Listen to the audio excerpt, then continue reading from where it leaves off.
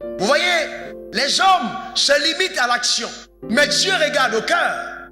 Donc Dieu ne se limite pas simplement à ce que toi tu dis, mais d'abord à ce que tu penses. Vous prenez le temps de la réflexion, c'est là la sagesse. Réfléchis. C'est pas oh baba tout le temps, non. Souvent il faut être calme, simple, silencieux dans sa présence, mais en connexion avec Dieu par nos pensées.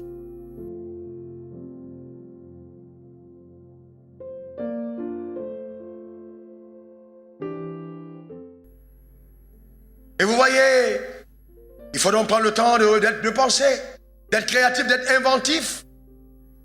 C'est tout ce qu'il y a de plus glorieux. Mais hélas, combien de personnes parmi nous prennent le temps de penser. Et vous allez toujours avoir des amitiés, des relations qui vont être là, occuper votre temps. Prenez le temps pour être seul, prenez le temps pour vous isoler, prenez le temps pour que votre pensée fonctionne. Vous savez, une personne qui veut réussir dans sa vie doit apprendre à contrôler ses pensées. Ça, c'est le plus grand combat. Le plus grand combat spirituel se trouve au niveau de tes pensées. Hélas, c'est le seul endroit où personne ne voit en dehors de Dieu. Il y a donc beaucoup de personnes qui t'entourent et qui font semblant d'être tes amis. Mais au fond d'eux, les pensées sont contraires, ils sont appelés les hypocrites. J'espère que tu n'es pas assis à côté de quelqu'un d'entre eux. Des personnes qui te mentent et puis qui sourient sans problème. Polluées de l'intérieur, mais avec une apparence saine. J'espère que tu ne fais pas partie de quelqu'un d'entre eux. C'est ça justement à l'intérieur, notre pensée. À l'intérieur, le système de pensée. Et ensuite, vous devez comprendre ceci, notez-le. Nos pensées peuvent être polluées par le diable. Satan peut polluer tes pensées. Matthieu 16, verset 23, Jésus dit, se retournant vers Pierre, dit, arrière de toi, moi, Satan, car les pensées que tu as ne sont pas celles de Dieu, mais celles des hommes. Ça veut dire que Satan peut te toucher au niveau de tes pensées. Donc, faites attention, suivez ça, c'est très profond. Satan peut te proposer une pensée, mais n'a pas la capacité de te l'imposer. Je reprends. Satan peut te proposer une pensée, mais n'a pas la capacité de l'imposer. En dehors de toi, il n'y a que Dieu qui lit tes pensées. Satan ne peut pas lire dans tes pensées. Mais il peut écouter tes paroles, mais pas tes pensées. Le fait qu'il te suggère une pensée ne veut pas dire qu'il te l'a imposée. C'est pourquoi, avant que Satan agisse dans ta vie, il a besoin de ta propre permission. Et ta permission, c'est la pensée que tu entretiens. Tu rends légitime son action. Amen. Et c'est très important. Vous allez vous rendre compte que quand les gens sont instrumentalisés par la sorcellerie, instrumentalisés par les sorts qu'on t'a jetés, vous allez vous rendre compte que tout de suite, ça se passe au niveau des pensées. Par exemple, dans ta famille, personne ne se marie. Et puis, tu sais que personne ne se marie. Et personne ne s'est marié. Quand tu atteins 18 ans, on prend le temps de te dire dans cette famille, personne ne se marie. Donc même quand un garçon s'intéresse à toi, ou alors tu t'intéresses à une femme, l'information revient, personne dans ma famille ne se marie. Alors toi, qu'est-ce que tu fais? Tu acceptes, personne dans ma famille ne se marie. Et tu commences à penser que personne dans ta famille ne se marie. Et tu oublies que la Bible dit que nous ne pensons, nous n'agissons pas selon ce que nous voyons, mais selon la vérité. Donc le rôle que tu as à faire maintenant, c'est d'inverser ta pensée en disant, même si personne dans ma famille ne se marie, moi j'ai connu la vérité et je suis libre. Je serai la première personne à me marier dans ma famille. Ton amen m'embête.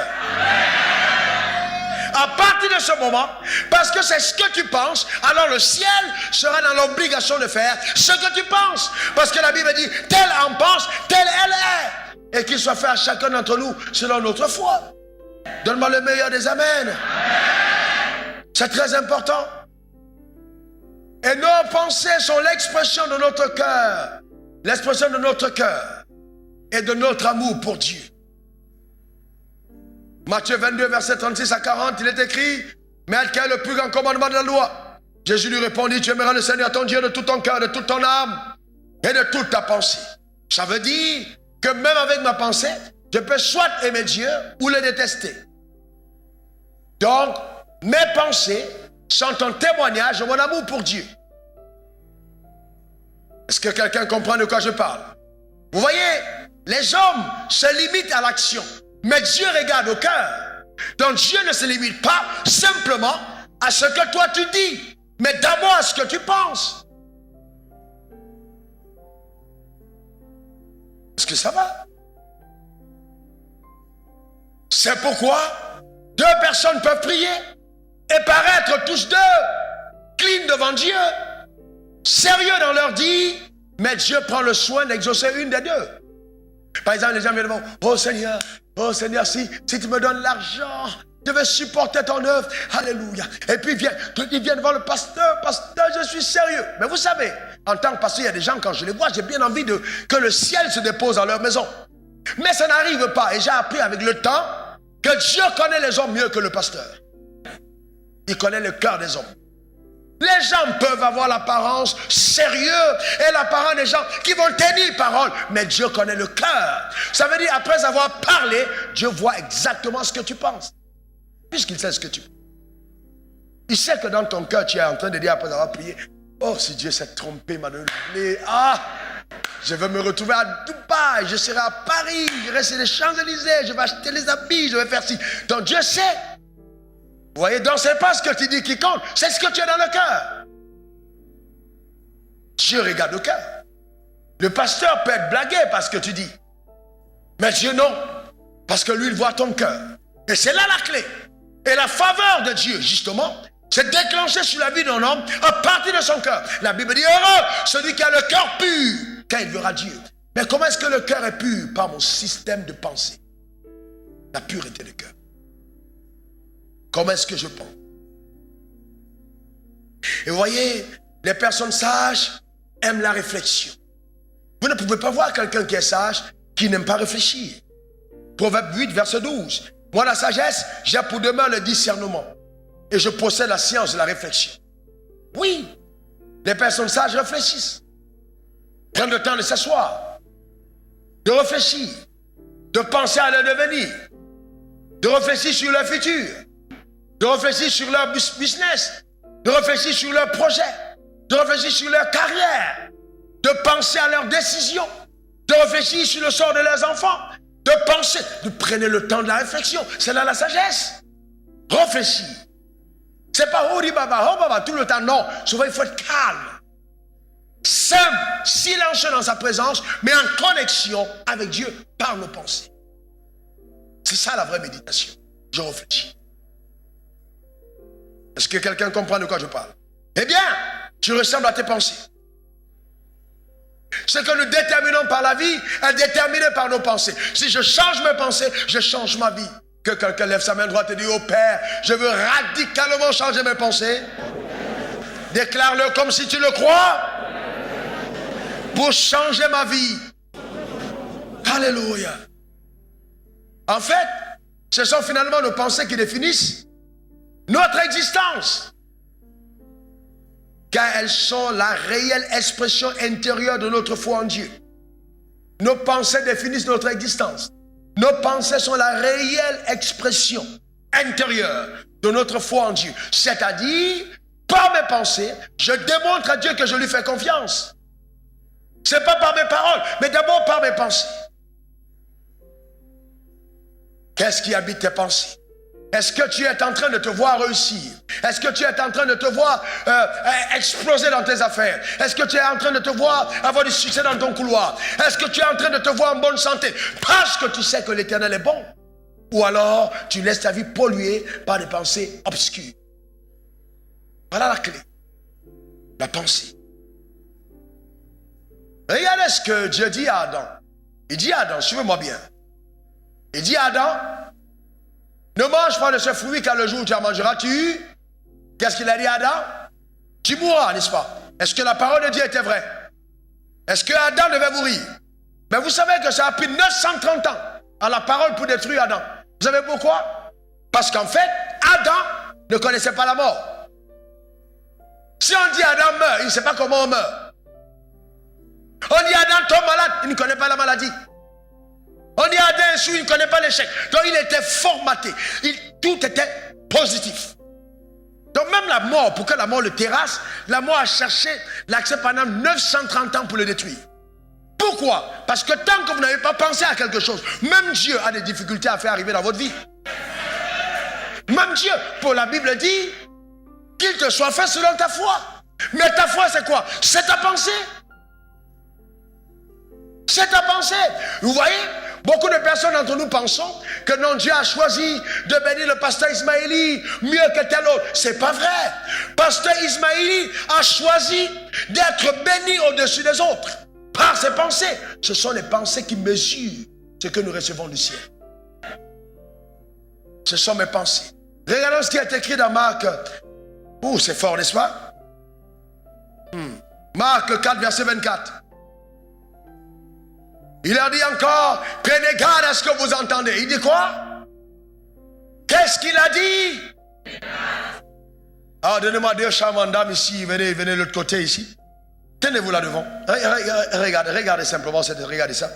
Et les deux personnes sont là. La Bible dit, prenez garde à ce que vous entendez. Et la foi vient de ce qu'on? La foi vient de ce qu'on? Et la Bible dit, prenez garde à ce que vous entendez. La suite du verset, c'est quoi? Car on vous mesurera de la mesure avec laquelle vous serez servi. Et on y ajoutera pour vous. Ça veut dire quoi?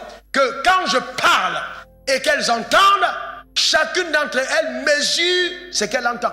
Donc on dit prenez garde. Donc quand j'entends, prenez garde à ce que vous entendez. Je dis par exemple, je vous signerai un chèque à la fin du culte. Alors les deux sont là. Qu'est-ce que j'ai dit? Comme signer un chèque. Et qu'est-ce que j'ai dit? Signer un chèque. Les deux savent que j'ai dit je vais signer un chèque. Maintenant voici comment Dieu réfléchit. J'ai dit je vais signer un chèque. Maintenant, quand je prends la parole, je vais signer un chèque, je mesure à l'intérieur le chèque que Dieu va me donner. Ce n'est pas Dieu qui décide du montant. C'est ma mesure. Elle a dit je veux un chèque de 2 milliards. Elle a dit je veux un chèque de 100 millions. Les deux définissent la mesure selon ce qu'elles entendent. Peut-être elle a besoin de 99 millions. Et elle a un rêve de 2 milliards. Maintenant elle dit Dieu, voici ce que j'attends de la promesse que tu m'as faite. Et quand Dieu arrive, il laisse le chèque en blanc. Il dit bon maintenant prenez, chacun remplit sur le chéquier exactement ce qu'il a entendu. Donc elles écrivent ce qu'elles ont entendu. Quand les deux partent, elles ont reçu la même promesse, mais elles n'ont pas la même provision. Pourquoi? Parce que chacune a choisi par sa pensée.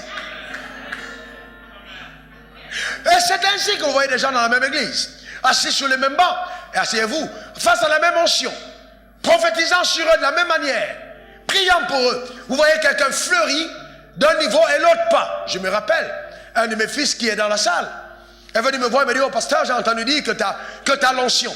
Et que si tu pries pour les gens, les choses, les affaires marchent. J'ai dit, ok, il n'y a pas de souci, c'est vrai, j'ai cette onction. Je n'ai pas refusé, j'ai dit, c'est vrai. Il m'a dit, mais depuis que je suis là, je ne vois rien. En fait, en d'autres termes, il était en train de me dire, si ça continue comme ça, je risque de changer d'église. Donc, mais bon, comme je suis un homme intelligent, et que je n'ai pas besoin qu'on me dise tout le discours, mais moi, je me suis dit, bon, ok, si il a déjà compris ça comme ça, si dans sa pensée, je suis un homme qui peut prier pour un homme d'affaires pour que ça marche, à partir de ce moment, c'est résolu. Parce qu'il m'a déjà perçu comme étant quelqu'un qui peut prier pour ses affaires. Mais il y a des gens qui sont assis à l'église mais qui ne voient pas leur pasteur comme étant quelqu'un qui peut prier pour que les affaires marchent. Ils sont malades, ils ne me disent pas jamais qu'ils sont malades. Ils ne disent pas qu'ils sont malades, ils ont des problèmes. Ils ne peuvent même pas venir se référer pour dire j'ai besoin qu'on prie pour moi. Parce que dans leur pensée, ils ne perçoivent pas la solution sur l'autel. L'église devient un endroit où ils viennent simplement pour chanter et danser. Ce n'est plus un lieu de solution. Et ça c'est dommage. Et c'est ainsi que vous voyez des gens qui fleurissent et d'autres pas. Donc, alors qu'est-ce qui s'est passé? Quand j'ai prié pour lui, il a commencé à avoir des marchés. Sauf que les marchés qu'il a eus n'étaient plus au niveau de sa foi. J'ai prié selon ma foi. Donc les marchés qui sont arrivés au niveau de ma foi. Et alors le problème qu'il a eu, c'est qu'il est venu me dire, pasteur, je ne voulais pas avoir des marchés de cette dimension.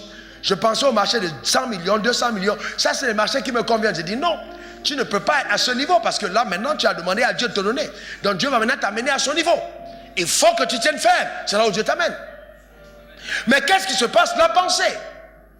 Et écoutez-moi très bien, écoutez-moi attentivement. Ça c'est très profond. La vendeuse d'arachides au bord de la route, ou la femme qui cuit, qui braise le maïs ou n'importe quoi, qui vend de l'eau, souvent elle génère plus d'énergie que le banquier. Elle génère plus d'énergie que quelqu'un qui a monté une entreprise. Elle se lève à 4 h du matin, elle doit 1 minute 30, 1 h du matin, sous le soleil. Mais elle a une productivité mensuelle qui n'est pas dessus de 100 000. Et une autre personne qui fournit un effort moindre a un résultat plus grand. Qu'est-ce qui différencie les deux? C'est la pensée. C'est tout. L'autre ne s'est jamais vu plus loin. Mais c'est la pensée. La pensée nous limite et installe des bornes qui nous empêchent d'aller plus loin. Bien-aimé, écoute-moi très bien. Tu n'es pas venu sur la terre accompagner les autres. Non, tu n'as pas compris de quoi je parle. Tu n'es pas venu sur la terre accompagner les autres. Tu es capable de faire des choses exceptionnelles au travers de ta vie. Quelqu'un me dise au meilleur des amens. Quelqu'un me dise au meilleur des amens. Alléluia. C'est pourquoi il ne faut pas te permettre d'être limité dans ta pensée. Jamais. Provoque tes pensées dans un palier plus élevé. Et tu verras ce que la vie t'apportera. La gloire et la gloire et la gloire. À cause de tes pensées. Veux-tu goûter au spectaculaire de la vie et aux délices de l'existence avec Dieu? Change ton système de pensée.